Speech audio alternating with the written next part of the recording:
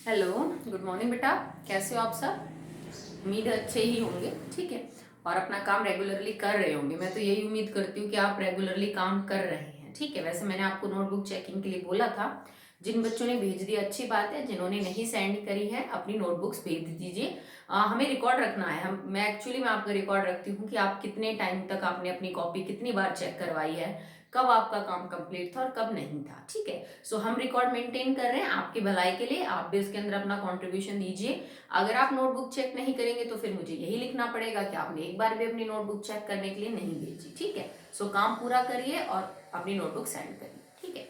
तो आज का आपका टॉपिक है बेटा magnetic quantum number. Quantum number का जो टॉपिक है वो थोड़ा लेंथी है, तो एक वीडियो में नहीं हो पाता, इसलिए मुझे हाफ एंड हाफ करना पड़ा।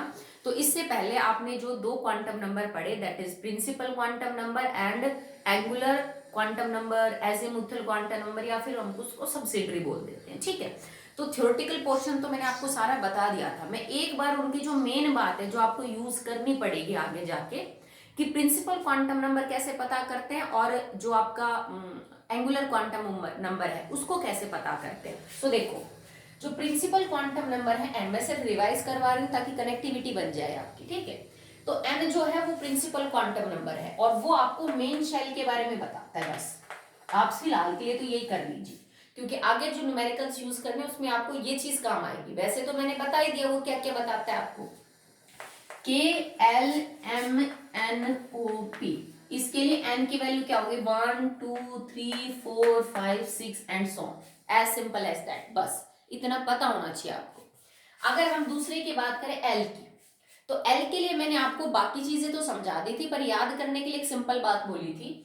एल एस के लिए होता है 0, पी के लिए होगा 1, डी के लिए होगा 2 और एफ के लिए होगा 3।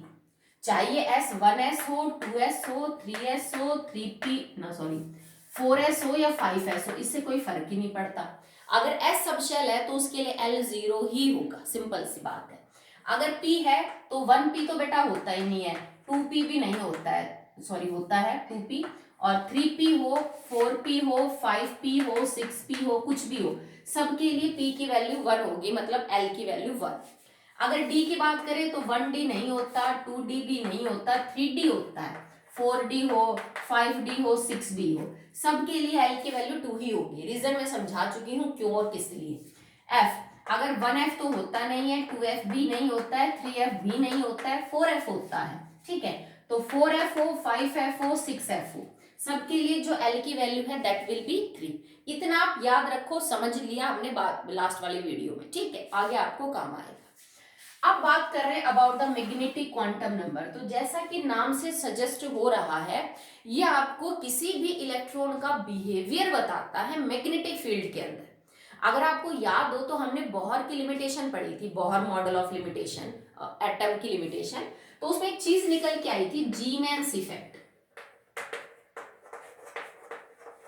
ध्यान है कि बोहर ये चीज एक्सप्लेन नहीं कर पाया था। क्या होता है जीमैन्स इफेक्ट? जब हम एक एटम को, इलेक्ट्रॉन को मैग्नेटिक फील्ड में रखते हैं, ठीक है, मैग्नेटिक इलेक्ट्रिक फील्ड में, याद है Stark's effect, electric field, magnetic field, Zeeman's effect. तो जब आप किसी इलेक्ट्रॉन को एक एक्सटर्नल बाहर की मैग्नेटिक फील्ड में रखते हो, तो जो स्पेक्ट्रम के अंदर लाइंस होती है ना, वो स्प्लिट हो जाती है छोटी छोटी लाइंस में। मतलब मेन लाइन छोटी छोटी और बहुत सारी लाइंस के अंदर टूट जाती है। बोहर इस चीज को एक्सप्लेन नहीं कर पाया था कि ये जो मेन लाइन है एक्सटर्नल मैग्नेटिक फील्ड की प्रेजेंस में लाने से ऐसे टूट क्यों गई, कोई कुछ एक्सप्लेनेशन नहीं दे पाया। ये मैग्नेटिक क्वांटम नंबर उस बात को एक्सप्लेन करता है, ठीक है। तो ये किसी भी इलेक्ट्रॉन का आपको बिहेवियर बता सकता है एक्सटर्नल मैग्नेटिक फील्ड के अंदर, और एक्चुअली में उन छोटी छोटी लाइंस का जो एग्जिस्टेंस है वो समझाता है। किसी मैग्नेटिक फील्ड में आने से स्पेक्ट्रम लाइन स्प्लिट क्यों हो जाती है वो चीज समझा सकता है, ठीक है। चलिए अब इसको देखते हैं। एक इलेक्ट्रॉन जो है ना, वो न्यूक्लियस के चारों तरफ चक्कर लगाता है, जैसे पृथ्वी लगाती है सन के। और जैसे पृथ्वी अपनी एक्सिस पे भी घूमती है और सन के चारों तरफ भी घूमती है, तो मोशन ये नहीं है इलेक्ट्रॉन का, it is not like this, motion is like this. ऐसे इलेक्ट्रॉन घूमता है अपनी एक्सिस पे भी और न्यूक्लियस के चारों तरफ भी। जब एक चार्ज चीज मोशन में है तो it can produce its own electric field. तो इलेक्ट्रॉन अपनी खुद की क्या जनरेट कर सकता है, इलेक्ट्रिक फील्ड जनरेट कर सकता है। और ये जो इलेक्ट्रिक फील्ड है ये खुद की क्या जनरेट कर सकती है, मैग्नेटिक फील्ड। आप इसको ऐसे समझिए कि इलेक्ट्रॉन पे चार्ज है और कोई चार्ज चीज अपनी एक्सिस पे भी घूम रही है और किसी के चारों तरफ घूम रही है, और ऐसे जब कोई चार्ज चीज लगातार मोशन में है तो वो खुद की इलेक्ट्रिक और मैग्नेटिक फील्ड जनरेट करती है। इसका मतलब ये हुआ कि तुम्हारा इलेक्ट्रॉन एक छोटी सी मैग्नेट का काम करता है। Your electron will behave like a tiny magnet, ठीक है, छोटी सी मैग्नेट की तरह बिहेव करता है। अब तुम क्या कर रहे हो कि इस इलेक्ट्रॉन को एक ऐसी जगह लेके जा रहे हो जहां बाहर से तुमने मैग्नेटिक फील्ड लगा रखी, ठीक है। अब हम इसको एक्सटर्नल मैग्नेटिक फील्ड में लेके चलेंगे। एक्सटर्नल मैग्नेटिक फील्ड, एक्सटर्नल से मेरा मतलब है इलेक्ट्रॉन की नहीं है, ये बाहर से तुमने कहीं मैग्नेट वगैरह डाल के और इसको जनरेट किया है। जब इलेक्ट्रॉन खुद एक छोटी मैग्नेट की तरह बिहेव कर रहा है, क्योंकि ये चार्ज है, ये घूम रहा है, इसकी खुद की इलेक्ट्रिक फील्ड है, खुद की मैग्नेटिक फील्ड है, और एक छोटी सी मैग्नेट का काम कर रहा है। तो जब मैं एक मैग्नेट को दूसरे मैग्नेट के कांटेक्ट में लेके आऊंगी तो बेटा वो कुछ ना कुछ तो असर दिखाएगा एक दूसरे के ऊपर, समझ रहे हो आप। तो जब मैं इस छोटी सी मैग्नेट को, इलेक्ट्रॉन को एक एक्सटर्नल मैग्नेटिक फील्ड की तरफ लेके आऊंगी तो इस इलेक्ट्रॉन, ये जो इलेक्ट्रॉन है वो कुछ अट्रैक्शन शो करेगा इस मैग्नेटिक फील्ड से, और इसी वजह से वो जो लाइंस है ना वो स्प्लिट हो जाती है। आप यूं समझ लीजिए कि जब आप एक्सटर्नल मैग्नेटिक फील्ड की प्रेजेंस में इस इलेक्ट्रॉन को रखेंगे तो electron will show attraction towards this magnetic field, वो उसकी तरफ मैग्नेटिक फील्ड की तरफ अट्रैक्शन शो करेगा। कभी वो रिपल्शन भी करता है, दैट विल डिपेंड अपॉन, मैं आगे उसको फोर्थ क्वांटम नंबर में पढ़ाऊंगी कि वो जो रिपल्शन है वो कहाँ पे मतलब कब होती है, ठीक है। तो जब एक्सटर्नल मैग्नेटिक फील्ड से जो आपका इलेक्ट्रॉन किसी सब शेल के अंदर मौजूद है वो अट्रैक्शन शो करेगा तो इलेक्ट्रॉन खुद को किसी स्पेस के अंदर ओरिएंट कर लेता है, ठीक है, so that it can Orient itself in a proper region। इसका ये मतलब है कि जब आप इलेक्ट्रॉन को एक्सटर्नल मैग्नेटिक फील्ड में लेके आओगे वो उसे इंटरेक्शन शो करेगा और इलेक्ट्रॉन खुद को किसी रीजन में, किसी स्पेस में एक पर्टिकुलर जगह पे ओरिएंट कर लेगा, ठीक है। जैसे इलेक्ट्रॉन मैग्नेटिक फील्ड लगाई तो इलेक्ट्रॉन खुद को किसी भी जगह पे जाके ओरिएंट कर लेगा, मतलब अब ये इलेक्ट्रॉन वहां पाया जाएगा तो इलेक्ट्रॉन डेंसिटी जो है इधर उधर जाएगी। तो इसका मतलब ऑर्बिटल से इलेक्ट्रॉन डेंसिटी जहां पे पाई जाती है उनको हम क्या बोल देते हैं, ऑर्बिटल है, ठीक है। तो आप इस चीज को यूं समझिए that by the external magnetic field subshells के अंदर जो इलेक्ट्रॉन है they can orient themselves into certain preferred regions of space, ठीक है, कि वो इंटरेक्शन करके इलेक्ट्रॉन अपने आप को किसी डेफिनेट जगह के अंदर, स्पेस में डेफिनेट जगह पे ओरिएंट कर देते हैं, और उन जगह को जहां पे वो इलेक्ट्रॉन फिलहाल सेट हो गए हैं उनको हम ऑर्बिटल्स बोल रहे हैं। क्लियर समझ रहे हो। तो जब मैग्नेटिक फील्ड अप्लाई होती है तो अलग अलग ऑर्बिटल्स के अंदर इलेक्ट्रॉन जो है वो क्या हो जाते हैं बेटा, सेट हो जाते हैं, ठीक है। और इसी वजह से आपको जो है मैग्नेटिक क्वांटम नंबर जो है वो आपको ये बताता है कि एक्चुअली में किसी भी सब शेल के अंदर कितने जो है वो इलेक्ट्रॉन्स प्रेजेंट हो सकते हैं, ठीक है। किसी भी सब शेल में मैक्सिमम कितने इलेक्ट्रॉन हो सकते हैं या पता कर सकते हो by using magnetic quantum number. जैसे मैंने एन प्रिंसिपल क्वांटम नंबर को यूज करके ये पता किया था कि पहली शेल में 2 इलेक्ट्रॉन हो सकते हैं, दूसरी में 8 हो सकते हैं मैक्सिमम, तीसरी में 18, फिर चौथी में 32। अब तुम ये भी पता कर सकते हो कि एक्चुअली में जो सब शेल है ना एस पी डी एफ, इनमें मैक्सिमम कितने इलेक्ट्रॉन्स हो सकते हैं। कैसे पता कर लेंगे, क्योंकि जब इलेक्ट्रॉन एक्सटर्नल मैग्नेटिक फील्ड से अट्रैक्शन शो करेगा तो इलेक्ट्रॉन्स के पास कुछ गिने चुने जगह है जहां पे वो जा सकता है, मतलब ये नहीं कहीं भी भाग जाएगा। कुछ प्रीफर्ड का मतलब है कुछ लिमिटेड जगह है जहां पे इलेक्ट्रॉन जा सकता है, उन जगह को हम ऑर्बिटल बोल रहे हैं। तो हर सब शेल के पास कुछ रीजन होते हैं जहां पे इलेक्ट्रॉन मैग्नेटिक फील्ड से अट्रैक्शन शो करके पहुंच सकता है, और उन्हीं जगह को हमने एक्चुअली में क्या नाम दिया है, ऑर्बिटल्स। तो हर सब शेल के लिए नंबर ऑफ ऑर्बिटल फिक्स होते हैं कि भाई एस है तो इतने ऑर्बिटल होंगे, पी है तो इतने ऑर्बिटल, डी है तो इतने, और एफ है तो इतने ऑर्बिटल।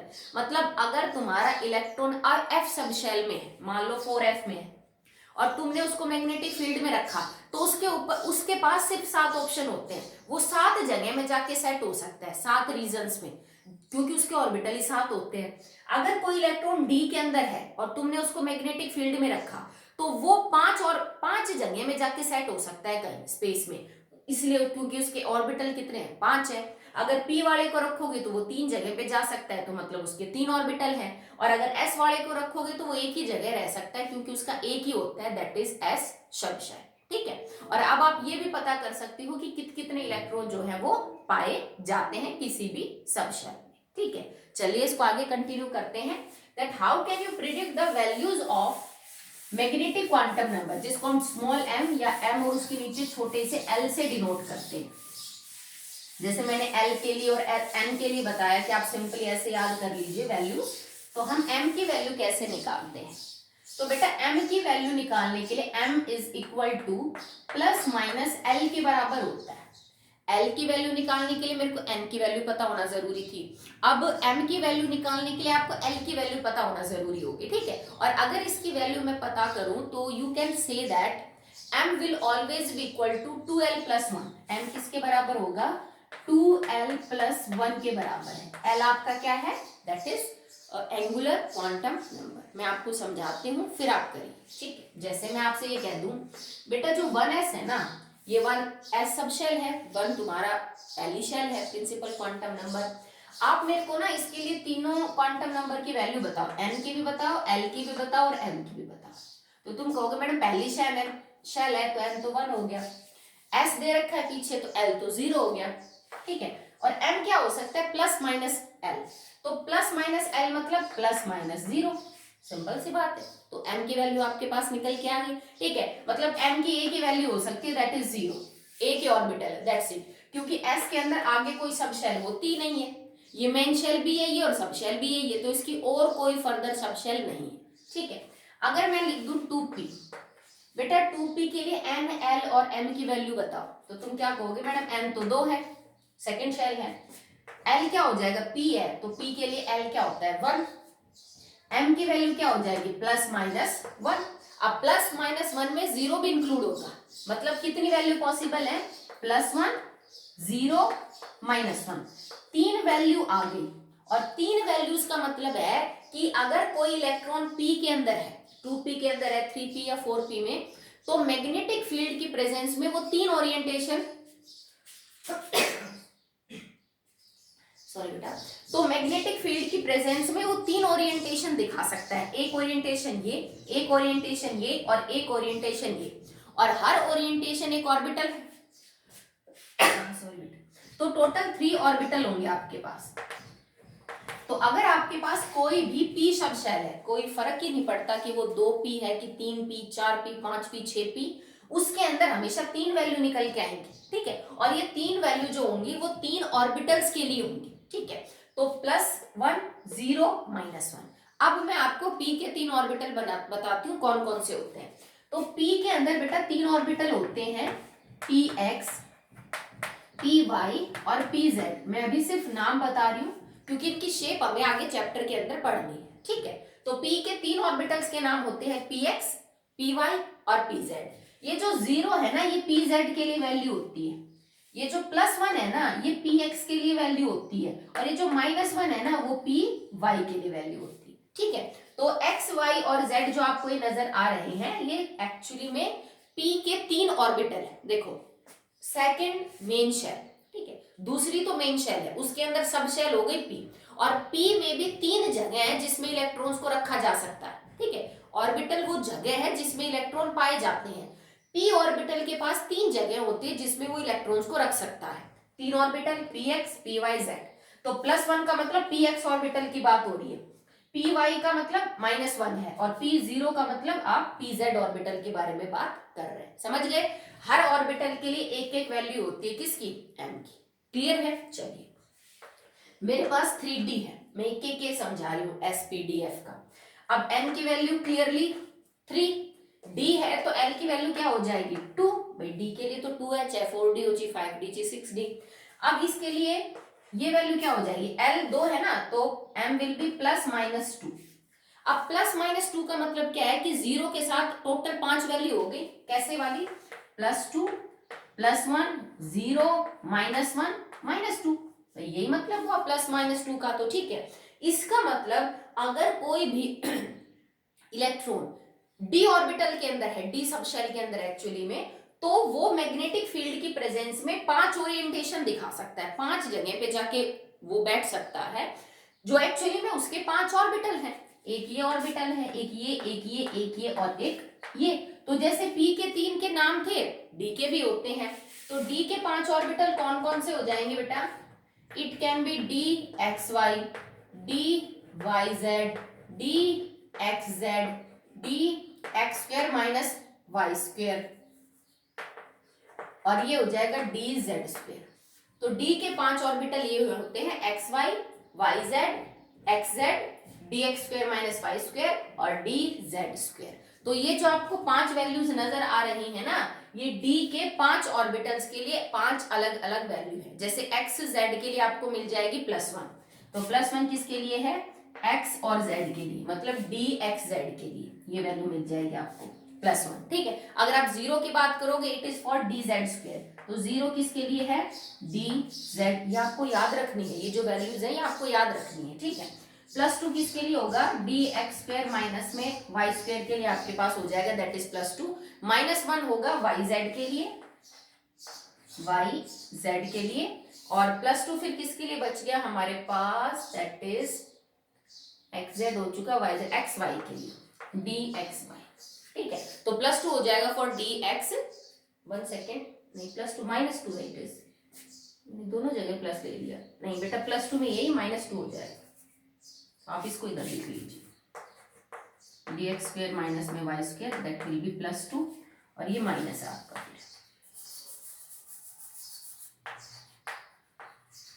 ठीक है, तो -2 की वैल्यू हो जाएगी फॉर एक्स वाई, और प्लस की हो जाती है एक्स स्क्वायर माइनस में वाई स्क्वायर। तो ये 5 वैल्यू आप याद रख लेना। ठीक है, तो +-2 को हमने खोल के लिखा तो 5 वैल्यूज आई डी के 5 अलग अलग ऑर्बिटल के लिए। ओके, अब ये मान लो मेरे पास 4f हो, तो 4f में n की वैल्यू होगी 4, l की वैल्यू f है तो क्या हो जाएगी 3, m की वैल्यू क्या हो जाएगी +-3। अब +-3 में कितनी वैल्यू पॉसिबल है? +3, +2, +1, 0, -1, -2, -3, टोटल कितनी वैल्यू हुई? 7। मतलब कितने ऑर्बिटल होंगे? 7। वो अपने सिलेबस में नहीं है, कैसे होते हैं क्या होते हैं वो नहीं पढ़ते हैं। ठीक है, तो F में टोटल कितने ऑर्बिटल हो सकते हैं? 7। मतलब F में अगर कोई इलेक्ट्रॉन है जिसको हमने मैग्नेटिक फील्ड में रखा है एक्सटर्नल में, तो वो 7 ओरिएंटेशन में जाके सेट हो सकता है। ये जो आपको एक्स वाई जेड नजर आ रहे हैं ना, ये बेटा एक्सिस है, कि या तो इलेक्ट्रॉन एक्स और वाई जेड के बीच में जा सकता है, या फिर वो जेड और इसके बीच में जा सकता है। पी में भी वो या तो एक्स एक्सिस पे जा सकता है, या वाई एक्सिस पे, या जेड एक्सिस पे, समझ रहे हो? तो ये सिर्फ स्पेस के अंदर पॉसिबल अरेंजमेंट है कि आपका इलेक्ट्रॉन कहाँ कहाँ पे जो है वो पाया जा सकता है।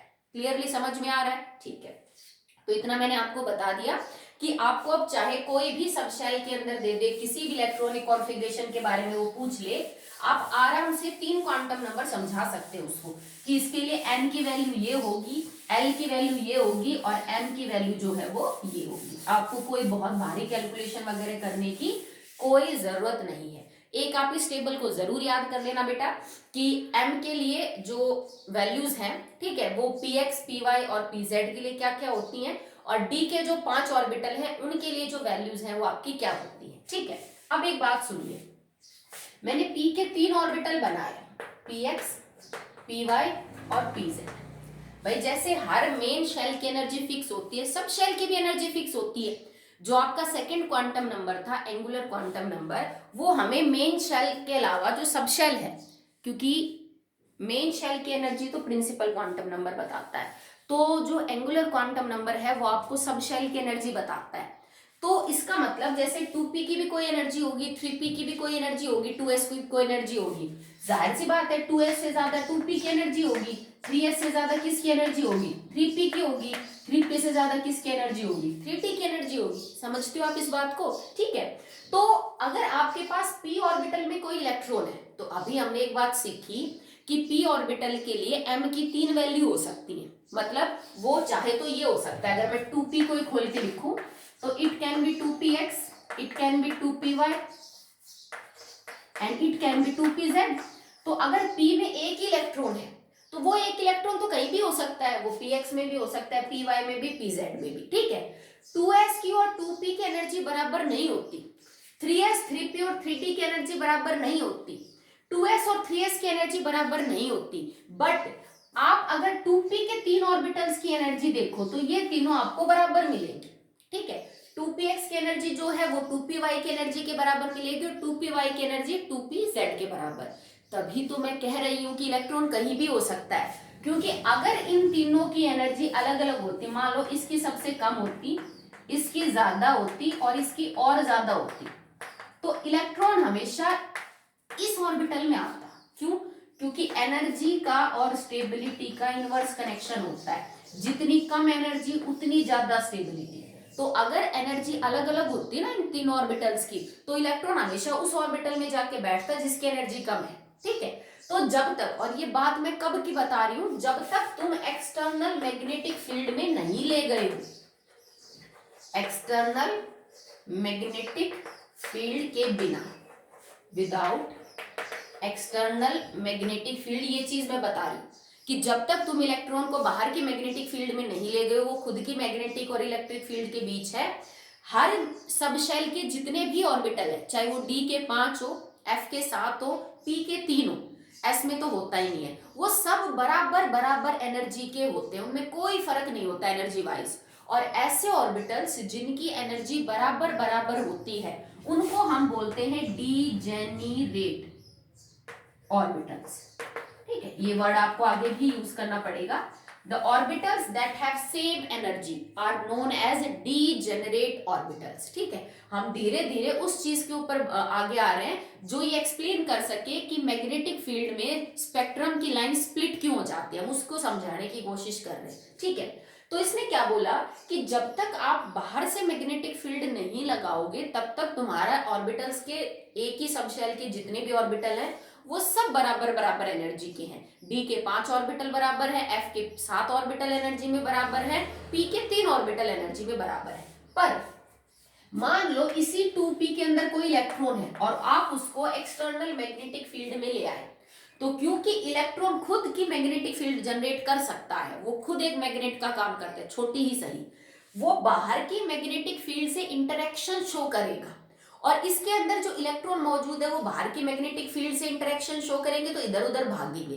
अब इनकी एनर्जी बराबर नहीं रहेगी, जब तक मैग्नेटिक फील्ड नहीं थी तब तक इनकी एनर्जी बराबर थी, जैसे ही तुमने बाहर की मैग्नेटिक फील्ड में इनको रखा इनकी एनर्जी कम ज्यादा हो जाती है, वो बराबर बराबर नहीं रहेगी, ठीक है। तो मान लो, सोच के हम समझा रहे हैं सिर्फ कि अब इसकी कम है, इसकी ज्यादा और इसकी ज्यादा है, तो तुम्हारा जो इलेक्ट्रॉन है वो यहां से यहां, यहां से यहां, यहां से यहां, यहां से यहां भी तो ट्रांजिशन कर सकता है ना।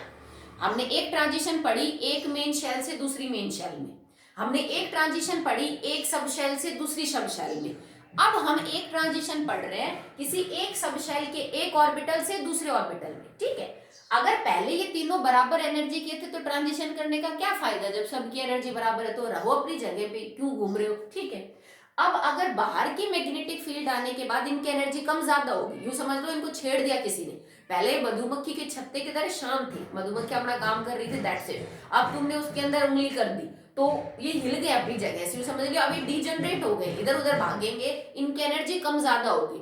तो अब तीनों में से किसी ऑर्बिटल की एनर्जी सबसे ज्यादा होगी, किसी की कम, किसी की उससे कम, तो अब इनमें गुंजाइश बन गई बेटा कि ये एक जगह से दूसरी जगह जा सकते हैं, एक ऑर्बिटल से दूसरे ऑर्बिटल भी जा सकते हैं। जब ये इलेक्ट्रॉन ऐसा करते हैं तब आपको लाइंस स्प्लिट होती हुई नजर आएंगी, सीधी सी बात है।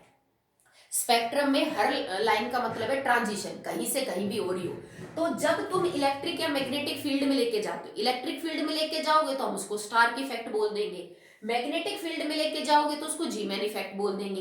तो लाइंस स्पेक्ट्रम की इसलिए स्प्लिट हो जाती हैं क्योंकि पहले जब तुम मैग्नेटिक फील्ड में नहीं ले जा रहे थे तो जो ट्रांजिशन थी ना वो सिर्फ मेन शेल में या सब शेल में ही हो रही थी बस। अब तुम्हारी मेन शेल और सब शेल के साथ अंदर के ऑर्बिटल में भी ट्रांजिशन होने लग गई, तो तुम्हारी जो मेन लाइन है वो और छोटी छोटी लाइंस के अंदर टूट जाती है, बिकॉज अब नंबर ऑफ ट्रांजिशन बढ़ गए। पहले जितने ट्रांजिशन हो सकते थे अब उससे और ज्यादा होने लग गए, तो मेन लाइंस क्या हो जाती है बेटा, और ज्यादा स्प्लिट हो जाती है। आपको बात समझ में आई बेटा? आई होप आप क्लियर होंगे। ओके, एक और चीज मैं बता देती हूँ, वो आप इसी में समझ सकते हैं। फिर ऑर्बिटल वो जगह है जिसके अंदर इलेक्ट्रॉन्स पाए जाते हैं। इलेक्ट्रॉन डेंसिटी पाए जाने की संभावना जिस जगह पे 90% से ज्यादा हो वो हमारा ऑर्बिटल है, ठीक है। और एक ऑर्बिटल में मैक्सिमम 2 इलेक्ट्रॉन हो सकते हैं। N orbital can have maximum 2 electrons. इससे कुछ फर्क ही नहीं पड़ता है बेटा कि वो ऑर्बिटल 1s का है, वो 2px है, वो मान लीजिए 3d है या 3dxy है, कोई भी ऑर्बिटल हो, मतलब चाहे कितना ही सिंपल और कितना ही कॉम्प्लेक्स, कितनी हाई एनर्जी का ऑर्बिटल हो, कोई डिस्टिंक्शन ही नहीं है। हर ऑर्बिटल मैक्सिमम 2 ही इलेक्ट्रॉन रख सकता है। भाई खाली तो रह ही रह सकता है, उसमें तो कोई सोचने वाली बात ही नहीं है। भाई कम से कम तो उसमें 0 इलेक्ट्रॉन हो सकते हैं, पर ज्यादा से ज्यादा उसके अंदर 2 इलेक्ट्रॉन हो सकते हैं। अगर तीसरा इलेक्ट्रॉन रखना है तो आपको दूसरा ऑर्बिटल लेना पड़ेगा। आप एक ऑर्बिटल में 2 से ज्यादा इलेक्ट्रॉन रख ही नहीं सकते हो, एक रख सकते हो, कोई दिक्कत नहीं है। तो मतलब मिनिमम कितने रख सकते हैं? 0। और मैक्सिमम कितने रख सकते हैं? 2। तो मतलब एक पॉसिबिलिटी और बच गई, या तो इलेक्ट्रॉन 1 हो सकता है, ठीक है। 2 से ज्यादा नहीं रख सकते। यूं समझ लो ऑर्बिटल एक ऐसा कमरा है जिसमें 2 से ज्यादा इलेक्ट्रॉन कभी आ ही नहीं सकते, ठीक है। तो अब मैं ये भी पता कर सकती हूं कि एक्चुअली में किसी सब शेल में कितने इलेक्ट्रॉन हो सकते हैं। तुम्हें मेन शेल के बारे में इंफॉर्मेशन है ना?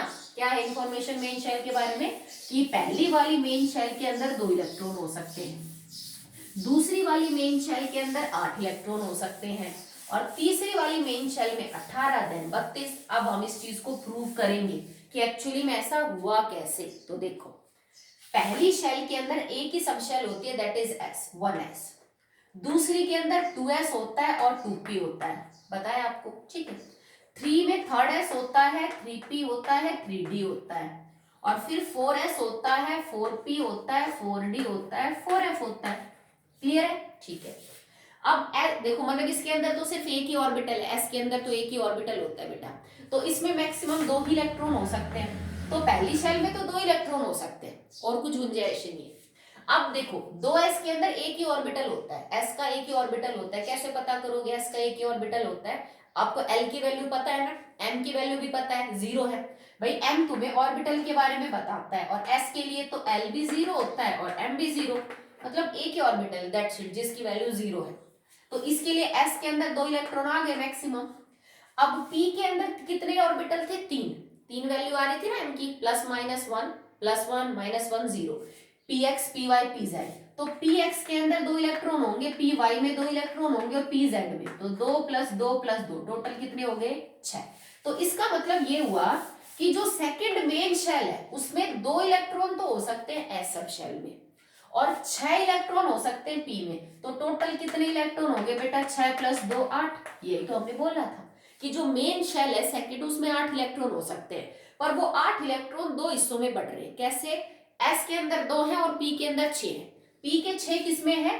2 तो px में है, 2 py में है, और 2 किस में है? pz में। क्लियर है? थर्ड शेल में एस में वही 2 इलेक्ट्रॉन होंगे। पी के अंदर 3 ऑर्बिटल है तो मैक्सिमम 2, क्योंकि देखो बेटा 3s से एनर्जी 3sp की जाता है, और 3p से एनर्जी 3d की। इलेक्ट्रॉन पहले कम एनर्जी वाले ऑर्बिट में जाता है ताकि वो स्टेबल रहे। तो पहले ये भरेगा, फिर ये भरेगा, तभी तो इसका नंबर आएगा। हम ऐसा नहीं कर सकते इसमें 2 भर दिए, इसमें 5 और फिर इसमें नहीं। इसमें अगर 5 है तो अभी इसमें 1 की गुंजाइश है, तो तुम आगे जा ही नहीं सकते हो जब तक पीछे वाले पूरे नहीं भरोगे। तो इसमें 2 हो सकते हैं, इसमें 6 हो सकते हैं। डी के टोटल 5 ऑर्बिटल थे, dxy yz zx dx2y -y2 dz2, और हर ऑर्बिटल में 2 इलेक्ट्रॉन। तो टोटल कितने आ सकते हैं? 10 इलेक्ट्रॉन। तो टोटल कितने हो गए? 10 और 6 16 और 2 18। तो थर्ड शेल के अंदर मैक्सिमम कितने इलेक्ट्रॉन आ सकते हैं? 18। मतलब तीसरी शेल में 18 इलेक्ट्रॉन होते हैं, पर वो 18 इलेक्ट्रॉन 3 हिस्सों में बटे हुए होते हैं। 2 होते हैं 3s में, 6 होते हैं 3p में, और 3d में होते हैं 10। ठीक है, हर ऑर्बिटल के पास 2 इलेक्ट्रॉन। ये तब की बात हो रही है जब वो सारी शेल भरी हुई हो। 4s के अंदर 2 होंगे, 4p में 6 होंगे, 4d में 10 होंगे, और f के अंदर जो ऑर्बिटल का नंबर आया था वो 7 था। तो 7 में कितने इलेक्ट्रॉन हो सकते हैं? 7 दूनी 14, तो 14 इलेक्ट्रॉन इसमें हो जाएंगे। तो 14 और 10 24, 24 और 2 आपके पास हो गए, दैट इज 26, और 26 प्लस में 6 हो गए 32। तो अगर आपके पास चौथी सेल है तो उसमें टोटल 32 इलेक्ट्रॉन मैक्सिमम हो सकते हैं। भाई देखो, मैंने हर ऑर्बिटल के मैक्सिमम इलेक्ट्रॉन लिए, तो मतलब इस शेल के अंदर मैक्सिमम इलेक्ट्रॉन इतने ही होंगे, समझ रहे हो? तभी तो हम बोल रहे थे कि किसी भी शेल में मैक्सिमम इलेक्ट्रॉन आप कैसे पता कर सकते हो? बाय यूजिंग 2n² फॉर्मूला, जिसमें n तुम्हारा प्रिंसिपल क्वांटम नंबर है, 1 2 3 4। तो अगर मैंने एक ऑर्बिटल के अंदर मैक्सिमम इलेक्ट्रॉन ले लिए तो मैं उस शेल के भी मैक्सिमम इलेक्ट्रॉन बता सकती हूँ। तो हमने यहाँ प्रूव कर लिया दैट पहली में 2, फिर 8, फिर 18, फिर 32 इलेक्ट्रॉन क्यों लेते हैं, क्यों हम इन नंबर्स को मैजिक नंबर बोलते हैं? तो इसके पीछे लॉजिक ये है, ठीक है, कि मेन शेल कौन सी है, मेन शेल की सब शेल कितनी है, उन सब शेल्स के अंदर कितने ऑर्बिटल है, उन सबको कैलकुलेट करके आप ये इलेक्ट्रॉन आराम से निकाल सकते हो। आई होप आपको क्लियर है। तो हम यहाँ पे मैग्नेटिक क्वांटम नंबर को क्लोज करते हैं। Okay, so now the last quantum number is spin quantum number. Okay,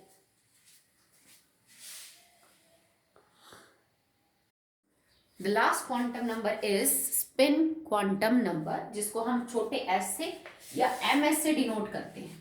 और ये बाद में इंट्रोड्यूस किया गया था, मेन तो पहले 3 ही थे।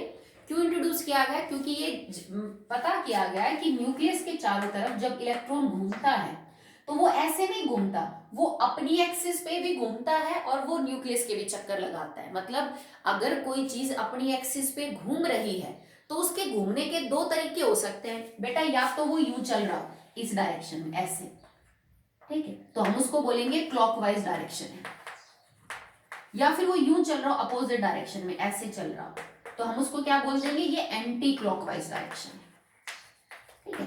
तो इलेक्ट्रॉन अगर अपनी एक्सिस पे घूम रहा है न्यूक्लियस के चारों तरफ, तो उसके 2 मतलब पाथ हो सकते हैं, या तो इलेक्ट्रॉन क्लॉकवाइज घूमता है या इलेक्ट्रॉन एंटी क्लॉकवाइज, और इन्हीं 2 आधार पे हमने उसकी स्पिन दी है, ठीक है। तो स्पिन कुछ नहीं, सिर्फ एक्सिस के ऊपर घूमने की डायरेक्शन बताती है आपको कि वो क्लॉकवाइज घूम रहा है कि वो एंटी क्लॉकवाइज घूम रहा है। एक स्पिन को हम मतलब स्पिन हाफ होती है, क्लॉकवाइज और एंटी क्लॉकवाइज में हम इसको प्लस और माइनस हाफ बोल देते हैं, जैसे क्लॉकवाइज में प्लस बोल दिया, उसमें माइनस बोल दिया। ओके, सो स्पिन क्वांटम नंबर तुम्हें सिर्फ वो डायरेक्शन बताता है जिसपे इलेक्ट्रॉन अपनी एक्सिस के ऊपर घूम रहा है, और इसकी हमेशा 2 ही वैल्यू होती हैं, या तो प्लस हाफ या माइनस हाफ। इसमें कोई डिस्टिंक्शन नहीं है कि p ऑर्बिटल में कैसी होगी, s में, d में, f में, और इसके बारे में आप कुछ पता भी नहीं कर सकते। तो 3 क्वांटम नंबर ही आपको निकालने आने चाहिए। s की वैल्यू तो फिक्स है, जब तक मुझे पता ही नहीं चलेगा इलेक्ट्रॉन के बारे में कि वो क्लॉकवाइज है कि एंटी क्लॉकवाइज, मैं उसके बारे में कुछ प्रिडिक्ट नहीं कर सकती। मतलब ये तुम्हें पता होना चाहिए पहले से, ये तुमसे कभी कोई निकलवाएगा नहीं, क्योंकि मेरे को कैसे पता बिना देखे कि वो क्लॉकवाइज घूम रहा है कि एंटी क्लॉकवाइज घूम रहा है, ठीक है। तो अगर कभी भी किसी क्वांटम नंबर की वैल्यू, मतलब किसी इलेक्ट्रॉन के लिए चारों क्वांटम नंबर की वैल्यू निकालनी आ जाए, जैसे तुमने लिखा 2p के लिए, तो मैं लिखूंगी m2, l1, m लिखूंगी प्लस माइनस 1, और s के लिए मैं ये लिखूंगी प्लस हाफ माइनस हाफ। मतलब इन दोनों में से कोई भी हो सकती है, मुझे क्या पता कोई है बिना देखे। तो इसकी वैल्यू कभी कोई स्पेसिफाई बहुत ज्यादा नहीं होती, ठीक है। तो इसका ये मतलब है कि जैसे एक ऑर्बिटल होता है, ये कमरा है, एक ऑर्बिटल का नाम दिया, इसमें 2 इलेक्ट्रॉन हो सकते हैं, तो याद रखना वो दोनों इलेक्ट्रॉन हमेशा अपोजिट डायरेक्शन में घूमते हैं। एक क्लॉकवाइज घूम रहा होगा तो दूसरा क्या घूम रहा होगा? Anti clockwise. मतलब एक ऑर्बिटल, उसमें 2 इलेक्ट्रॉन, अगर ये मान लीजिए ये एंटी क्लॉकवाइज घूम रहा है तो ये कैसा घूमेगा? क्लॉकवाइज घूमेगा। दोनों, ये दोनों एक दूसरे की स्पिन को कैंसिल कर देते हैं, क्योंकि अगर एक पे प्लस है तो दूसरे पे माइनस होगी, एक पे माइनस दूसरे पे प्लस, एक दूसरे को कैंसिल करके नेट रिजल्ट विल बी 0, ठीक है। और इसी तरह जब हम इलेक्ट्रॉन्स को भरेंगे आगे ऑर्बिटल में, तो एक इलेक्ट्रॉन को हम ऊपर की तरफ एरो करके दिखाएंगे, एक को नीचे की तरफ। इनका मतलब यही होता है कि एक की स्पिन प्लस हाफ है तो एक की स्पिन माइनस हाफ। आगे जाके हम ऑर्बिटल्स को डब्बे बनाएंगे, डब्बे की फॉर्म में ऑर्बिटल्स दिखाएंगे, जैसे p के 3 ऑर्बिटल का मतलब p के 3 डब्बे बना दिए। और इनमें जब इलेक्ट्रॉन को भरेंगे ना तो एरो की फॉर्म में भरेंगे। इन एरोस का क्या मतलब होगा? ऊपर हेड है तो मतलब आपकी स्पिन जैसे प्लस है, और अगर नीचे है तो आपकी स्पिन माइनस है। और एक ऑर्बिटल में हमेशा 2 इलेक्ट्रॉन भरे जाएंगे, एक का हेड ऊपर की तरफ होगा, एक का हेड नीचे की तरफ, ताकि ये एक दूसरे की स्पिन को क्या कर सके, कैंसिल कर सके, और नेट रिजल्ट क्या निकल के आ जाए, 0। ठीक है, अब आपको 2 टर्म नहीं आएंगी जिनके बारे में पता होना चाहिए। स्पिन के अंदर हम पढ़ते हैं पैरामैग्नेटिक एंड डायामैग्नेटिक सब्सटेंस। कोई एटम, कोई सब्सटेंस पैरामैग्नेटिक कब है और वो डायामैग्नेटिक कब है, ये स्पिन से पता चलता है। पैरामैग्नेटिक सब्सटेंस वो होते हैं that are attracted towards external magnetic field and these are repelled towards external magnetic field. मैंने आपको लास्ट में समझाया कि इलेक्ट्रॉन खुद एक छोटे मैग्नेट की तरह काम कर रहा है। तो सोच के देखो, अगर आपने एक इलेक्ट्रॉन को बाहर मैग्नेटिक फील्ड में रखा और वो उस मैग्नेटिक फील्ड की तरफ अट्रैक्ट हो रहा है, तो इसका मतलब वो पैरामैग्नेटिक है। और अगर आपने किसी इलेक्ट्रॉन को, एटम को बाहर मैग्नेटिक फील्ड में रखा और उसने उसको रिपेल कर दिया, उसकी तरफ अट्रैक्ट नहीं हुआ, तो इसका मतलब वो सब्सटेंस जो है वो कैसा है, डायामैग्नेटिक है। कोई सब्सटेंस डाय और पैरा कब होता है, इलेक्ट्रॉन की स्पिन के हिसाब से। कैसे, मान लो तुमने एक एटम के अंदर इलेक्ट्रॉन भरे और इलेक्ट्रॉन भरते वक्त उसका अरेंजमेंट कुछ यूं है, s के अंदर 2 है, p के अंदर 6 है। जैसे मैं कॉन्फ़िगरेशन लिखूं, कितनी हो जाएगी, 1s2 और 2s2 2p6, 1s2 2s2 2p6। याद है ना कॉन्फ़िगरेशन, 6 और 2 8 और 2 10। मैंने नियॉन की कॉन्फ़िगरेशन लिख दी। तो देखो, इसका प्लस हाफ, इसके minus half, 0, plus half minus half 0, plus half minus half 0, plus minus 0, plus minus 0। इसका मतलब इस ऑर्बिटल में ये जो 2 इलेक्ट्रॉन है ना, एक इलेक्ट्रॉन अपनी मैग्नेटिक फील्ड प्रोड्यूस करेगा, उसकी अपोजिट दूसरा इलेक्ट्रॉन प्रोड्यूस करेगा। दोनों की डायरेक्शन अपोजिट होगी क्योंकि दोनों अलग अलग डायरेक्शन में घूम रहे हैं। तो एक की मैग्नेटिक फील्ड को दूसरे एक ऑर्बिटल में दूसरा इलेक्ट्रॉन जो इसी ऑर्बिटल में है उसकी मैग्नेटिक फील्ड कैंसिल करेगी, नेट रिजल्ट इनकी मैग्नेटिक फील्ड 0। इन दोनों के मैग्नेटिक फील्ड आपस में इक्वल एंड अपोजिट है, कैंसिल हो जाएगी।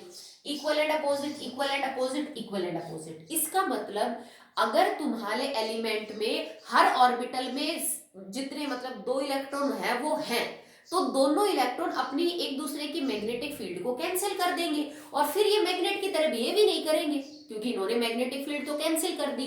तो ऐसा कोई भी एलिमेंट अगर आप रखोगे मैग्नेटिक फील्ड में, तो वो मैग्नेटिक फील्ड को अट्रैक्ट ही नहीं करेगा क्योंकि अब ये खुद ही मैग्नेट नहीं रहा, क्योंकि इनकी मैग्नेटिक फील्ड तो कैंसिल हो चुकी। ऐसे सब्सटेंस को हम डायमैग्नेटिक बोलते हैं। मतलब अगर किसी एलिमेंट के कॉन्फ़िगरेशन में उसके हर ऑर्बिटल में 2-2 इलेक्ट्रॉन भरे हैं तो वो डायमैग्नेटिक है क्योंकि उसकी स्पिन कैंसिल हो चुकी है। अब ये एग्जांपल तुम फ्लोरीन का ले लो। फ्लोरीन में 9 इलेक्ट्रॉन होते हैं ना, तो मैंने यहाँ पे एक तो सिंगल आएगा बेटा, अब 2 तो नहीं हो सकती। अब देखो, इन दोनों की स्पिन कैंसिल, इनकी स्पिन, इनकी स्पिन, इनकी, मतलब इन सब का मैग्नेटिक आपस में बिहेवियर कैंसिल हो गया, पर इसका तो कैंसिल करने के लिए कोई दूसरा इलेक्ट्रॉन है नहीं।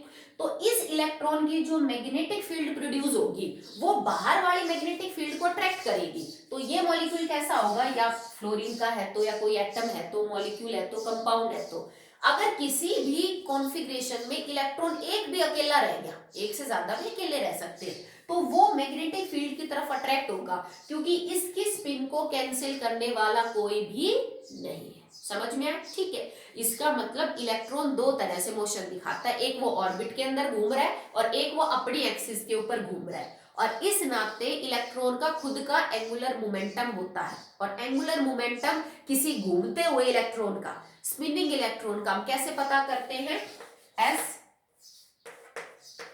That is angular momentum of spinning electron, angular momentum of a spinning electron. ठीक है, इसको हम किससे देते हैं, एस जो है बेटा वो आपका स्पिन क्वांटम नंबर है, s+1, और इसके बाद यहाँ पे हम h/2 पाई कर देंगे। h/2 पाई को कई बार हम h और उसके ऊपर एक डैश से भी रिप्रेजेंट करते हैं, पीछे मैंने समझाया भी होगा आपको इसको जब हम एंगुलर मोमेंटम का जो है वो फॉर्मूला निकाल रहे थे। तो ठीक है, तो एंगुलर मोमेंटम किसी भी स्पिनिंग इलेक्ट्रॉन का निकालने का फॉर्मूला है s+1 h/2 पाई। इसका मतलब ये s उसकी स्पिन है, या तो ये प्लस हाफ होगी या क्या होगी, ये माइनस हाफ होगी, ठीक है। और किसी भी एटम में, किसी भी एटम में जो टोटल स्पिन है वो किसके बराबर हो सकती है, n गुणा में हाफ। मतलब एक इलेक्ट्रॉन की स्पिन हाफ है, चाहे प्लस हो चाहे माइनस हो। और मान लो एक एटम में टोटल 10 इलेक्ट्रॉन है, तो टोटल स्पिन कितनी हो जाएगी, 10 गुणा में 1/2, 5 स्पिन हो जाएगी। अब ये हो सकता है प्लस हो सकता है क्या हो ये बेटा, माइनस हो, ठीक है।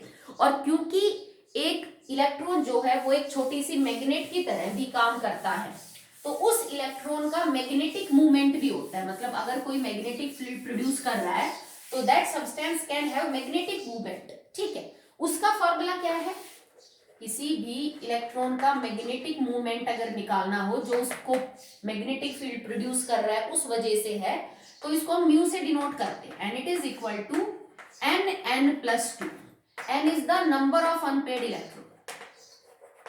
नंबर ऑफ अनपेड इलेक्ट्रॉन का मतलब है कि तुम जब कॉन्फ़िगरेशन लिख रहे हो उस एटम की, तो कितने ऑर्बिटल, कितने इलेक्ट्रॉन ऑर्बिटल में सिंगल सिंगल है, एक एक इलेक्ट्रॉन है। अगर 2 हो गए जब तो पेयर हो गए ऑर्बिटल में, तो n वो नंबर ऑफ अनपेड इलेक्ट्रॉन है जो किसी भी कॉन्फ़िगरेशन में मौजूद है किसी एटम की, उसकी वैल्यू पुट करो और अपना आंसर सॉल्व करो। इसके पीछे यूनिट होती Bn, बोहर मैग्नेटॉन, जिसने इसको बनाया था, फॉर्मूला जो बोहर है उसने, ठीक है। तो स्पिन क्वांटम नंबर से आप एंगुलर मोमेंटम, स्पिन, उसका मैग्नेटिक बिहेवियर समझा सकते हो, उसका मैग्नेटिक मूवमेंट निकाल सकते हो। डाई और पैरामैग्नेटिक ये बहुत कॉमन वर्ड है जो आप केमिस्ट्री में यूज करोगे, और इनका बेस है स्पिन। स्पिन ही डिसाइड करती है कि आपका जो एलिमेंट है, एटम है, कंपाउंड है, मॉलिक्यूल है, वो डायमैग्नेटिक होगा कि पैरामैग्नेटिक होगा। तो मेरी तरफ से क्वांटम नंबर कंप्लीट है। आगे हम इसके क्वेश्चंस डिस्कस करेंगे न्यूमेरिकल टाइम। ओके बेटा।